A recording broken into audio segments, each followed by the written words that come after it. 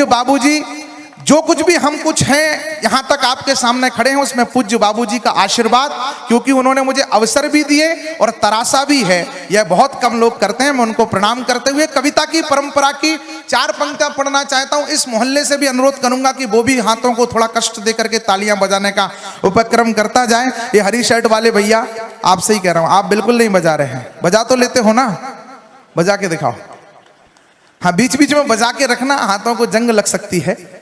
गुरु नानक संत कबीर आप प्रारंभ कर रहा हूं। आप जैसे अच्छे और बड़े लोगों के बीच में दशहरा जैसे बड़े पर्व पर खड़ा होना मुझ जैसे छोटे कवि के लिए बहुत बड़ी बात है, बहुत बड़ा गौरव है। मैं इस गौरव को आनंद के साथ जीना शुरू करता हूं। आप कवि सम्मेलन को आनंद के साथ जीना शुरू करिए कि गुरु नानक संत कबीर जायसी के आंगन में बड़ी हुई, कवि केशव के घर से बाहर निकली रत्नों में मड़ी हुई। वाह, क्या अशोक विहार में क्या दृश्य हैं। जो पुलिस किसी की नहीं सुनती वो कविता सुन रही है। प्रणाम करता हूं। गुरु नानक संत कबीर जायसी के आंगन में बड़ी हुई, कवि केशव के घर से बाहर निकली रत्नों में मड़ी हुई। जब मीरा की करतार बजी तो कृष्ण भक्ति में लीन हुई, मति राम बिहारी घनानंद को मिली प्रेम में मड़ी हुई। जो जगन्नाथ रत्नाकर का गंगा अवतरण कराती है, ऋषि वाल्मीकि की वो पावन बेटी कविता कहलाती है। ऋषि वाल्मीकि की वो पावन बेटी कविता कहलाती है।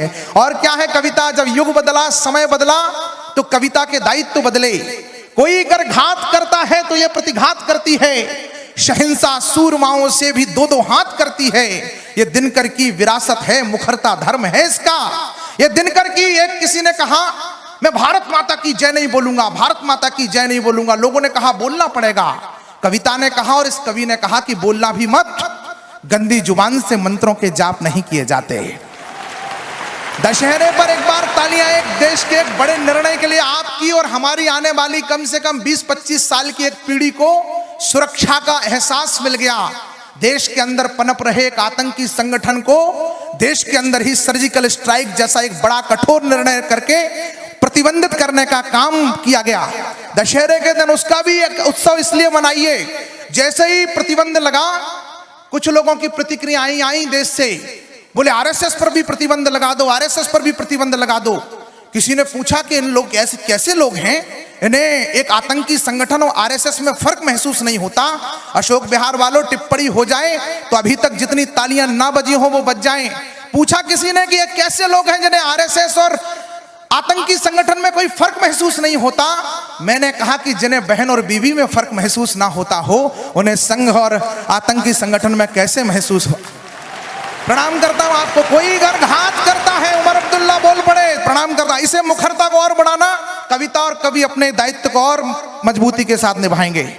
उमर अब्दुल्ला बोल पड़े, बोले कश्मीर भारत के बाप का नहीं है। मैंने कहा बिल्कुल नहीं है, ये तो पाकिस्तान के बाप का है।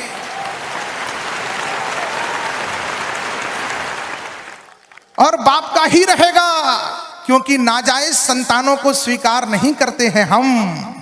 बात बराबर की ना हो तो वार नहीं करते हैं हम। कोई अगर घात करता है तो ये मुझे शुरू कर देना। इस कवि सम्मेलन को मुझे प्रारंभ करना है मां सरस्वती की वंदना से। मैं 4 पंक्तियां भर कह रहा हूं कि कोई अगर घात करता है, जो ये प्रतिघात करती है। शहंशाह सूरमाओं से भी 2-2 हाथ करती है। ये दिनकर की विरासत है, मुखरता धर्म है इसका। बजीरी मौन हो भय से तो कविता बात करती है, बजीरी मौन हो भय से तो कविता बात करती है। इसलिए देश में ऐसी जितनी घटनाएं होंगी उस पर कवि भी बात करेंगे और कविता भी बात करेगी।